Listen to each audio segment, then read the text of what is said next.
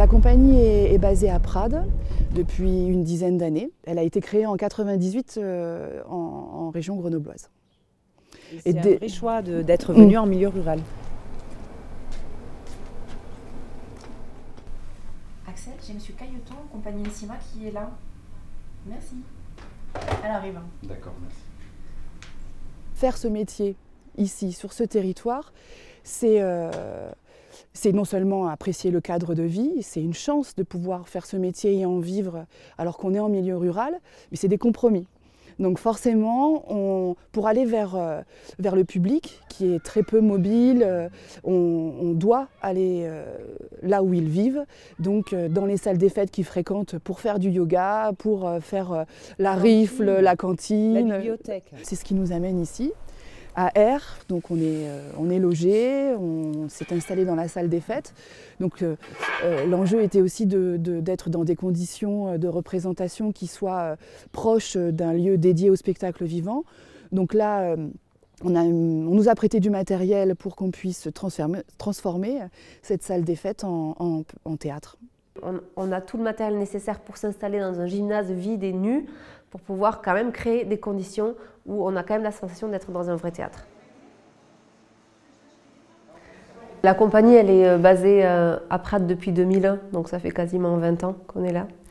Et ce nouveau projet, pour lequel on a demandé des fonds leaders qui s'appelle donc YUM, on a choisi pour le premier compte de le traiter à partir de diapositives qui ont été prises il y a entre 15 et 20 ans sur le territoire, notamment dans des réserves naturelles.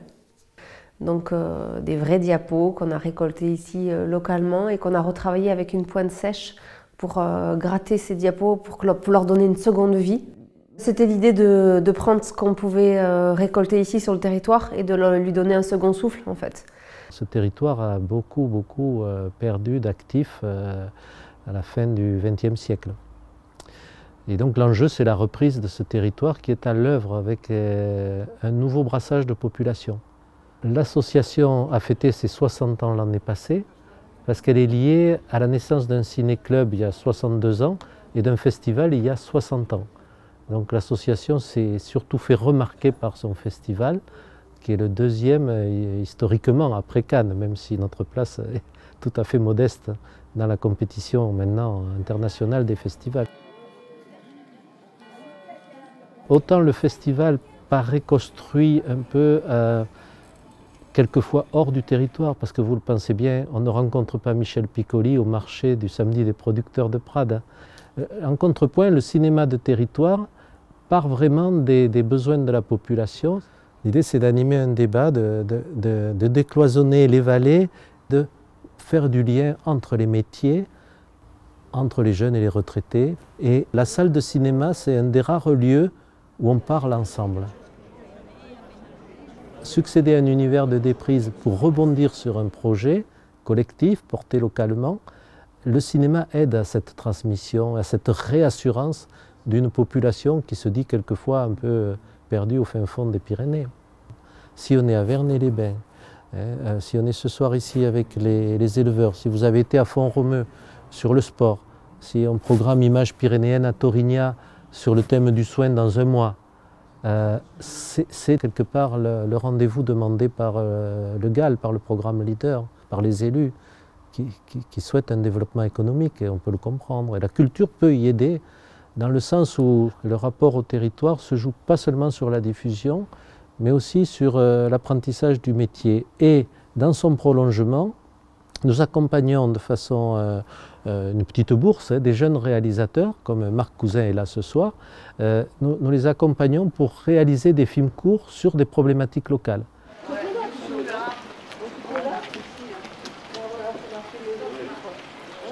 Pratiquer le théâtre sur ce territoire, c'est non seulement un outil de cohésion sociale, mais c'est aussi aborder des sujets qui concernent ce territoire. Depuis un certain nombre d'années, on travaille avec la Fédération des réserves catalanes, différentes réserves aussi sur le réseau, et le parc qui nous accompagne sur un certain nombre de projets. Donc forcément, cet environnement avec ses partenaires influence aussi notre travail au quotidien.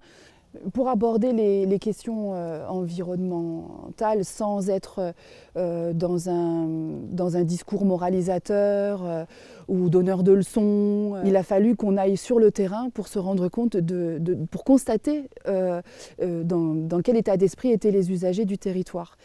Et peut-être on ne serait pas passé par là si on n'avait pas dû répondre à un certain nombre de critères que les projets leaders exigent. Donc ça nous permet d'avoir accès à d'autres manières de réfléchir, auxquelles on n'aurait pas forcément pensé au départ, parce que ce n'est pas nos outils.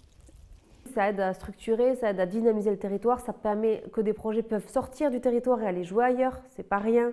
Là, sur le spectacle de Youm, je pense que vraiment on va pouvoir le tourner au niveau national pendant plusieurs années, parce que c'est un projet qui va au moins vivre 5-6 ans, je pense. Donc c'est sûr que ça donne une assise, ça donne une verticalité et un aplomb au projet qui n'est pas du tout négligeable et qui justement pourra porter ses fruits sur le long terme, à mon avis. Elle vit dans le vieux regard de l'ours, le reflet de chaînes de montagne.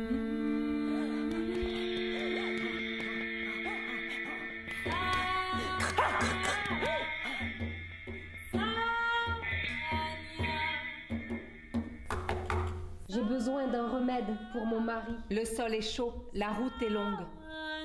C'est pas parce qu'on est en milieu rural qu'on doit faire de l'art au rabais. Voilà, la poésie, tout le monde peut l'entendre, le texte, tout le monde peut l'entendre, de la musique de qualité, tout le monde a le droit d'y avoir accès. On ne fait pas seulement en plus que de la création au sein de la compagnie. Quand on parle d'accès à la culture, c'est aussi l'accès à la culture par la pratique.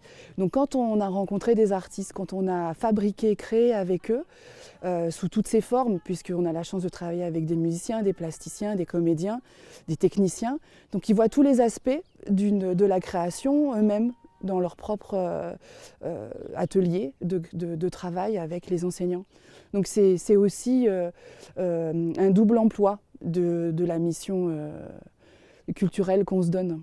C'est l'occasion de rendre vivant le spectacle dans des zones qui n'auraient pas cette possibilité-là. Et c'est à chaque fois un cadeau. Par exemple, là, on a répété à Villefranche, il y avait un maçon qui refaisait le toit toute la semaine. Il n'a jamais été au spectacle. Il était tellement surpris par le travail, il a vu l'évolution, qu'il a eu envie de venir. Il a fait 1 heure de route parce qu'il habite à Pia pour venir à la sortie de résidence avec sa famille. Et ils n'avaient jamais été au spectacle. Donc c'est assez touchant parce que des petites choses comme ça qui se passent, ça a l'air de rien, mais en fait ça dit beaucoup sur comment on parle avec les gens, comment ça peut donner envie et puis tout d'un coup des portes s'ouvrent.